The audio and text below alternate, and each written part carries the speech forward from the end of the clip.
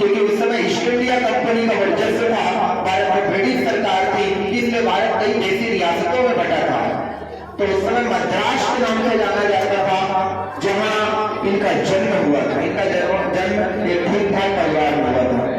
अगर इनकी जन्म तिथि याद रखना बेटा तो याद रखिएगा, डॉक्टर भीमराव अम्बेडकर जवाहरलाल नेहरू के समकालीन थे।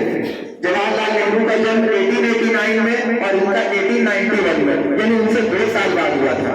जवाहरलाल नेहरू का 14 नवंबर को हुआ था, इनका 14 अप्रैल को हुआ था। हालांकि गांधी जी से ये भी बहुत छोटे थे। जन्म के मात्र 3 वर्ष की उम्र के बाद इनके पिता की जॉब में कभी कोई कमी न रह जाए, ऐसा प्रयास हम मिलकर करेंगे। सर्वप्रथम डॉक्टर साहब भीमराव अम्बेडकर जी का जन्म 14 अप्रैल 1891 ईस्वी में हुआ था। अब आप समझिए 1891 में जब भारत की स्थिति रही होगी, कैसी स्थिति रही होगी। आज जब इतना जात पात का हाल इतना खराब है यहाँ पे, तो उस समय सोचिए कि जात पात का जो बंधन है ना, इस समाज को बहुत गंदे तरीके से पकड़ा हुआ था। लोग एक दूसरे को छूना भी पसंद नहीं करते थे।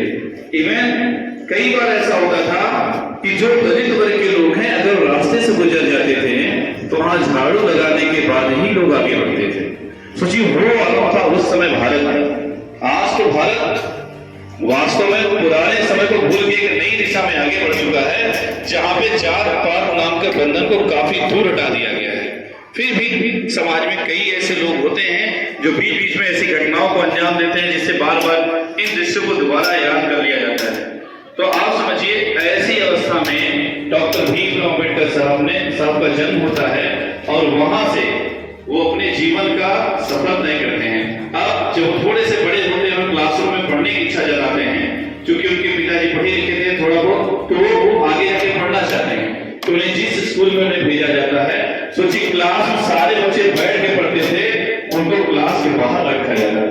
पढ़ने में सबसे ज्यादा होशियार, सबसे बढ़िया, सबसे तेज, लेकिन क्लास के अंदर बैठने का मौका उन्हें नहीं मिलता था। उस समय देश की ऐसी परिस्थिति थी, उन्हें क्लास के बाहर, सोचिए आपको क्लास में बैठा के पढ़ाया जा रहा है, फिर भी आपको पढ़ने में मन नहीं लग रहा है, हाँ? और वो क्लास के बाहर बैठ के पढ़ा करते थे। पढ़ने का इतना ज्यादा ललक था उनके अंदर।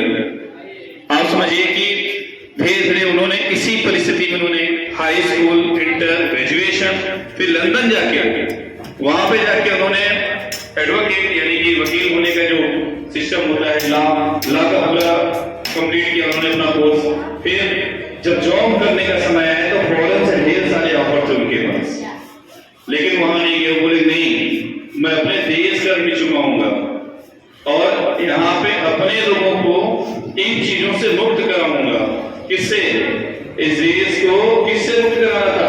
जात पात के बंधनों से मुक्त कराना था। तब जाके वो वापस भारत आते हैं और यहाँ पे विधिक सलाहकार के रूप में एक राजा, जो उसमें वर्तमान राजा थे उसमें, वहां पे उनके यहाँ जॉब शुरू करते हैं। कि जब भारत देश हमारा आजाद होता है, उसके बाद विधिक सलाहकार के रूप में और संविधान रचयिता के रूप में उनको एक नया पद मिलता है, जिससे वो सुशोभित कर रहे होते हैं। अब आप समझिए जब वो राजा के यहाँ वित्त का काम संभालते थे, फाइनेंस का काम संभालते थे, तो जो चपरासी होता था उनको फाइल नहीं देता था, फाइल उनके टेबल पे फेंक देता था। अब आप सोचिए ऊंचे पोस्ट का अधिकारी, इसके सामने कोई चपरासी अगर फाइल फेंक दे, उसे कितना गुस्सा लगता रहा होगा। लेकिन ये सारा अपमान वो सहते थे। क्यों? नॉलेज था उनके पास। उन्हें पता था कि ये लोग आज ऐसा कर रहे हैं, लेकिन आने वाले समय इन्हें बदला जा सकता है। आप लोग के अंदर क्या है, थोड़ा सा कोई डांट देगा तो आप लड़ाई कर लेते हैं। मान लो कोई टीचर दुर्भाग्य से भूलवश भी अगर आपको डांट दिया या मार देना कोई तरह, बिना मेरी गलती मुझे मार दिया, हम लड़ लेंगे उससे। आप में से कई ऐसे बच्चे हैं जिसको मैं जानता हूं कि अगर थोड़ा सा कुछ बोल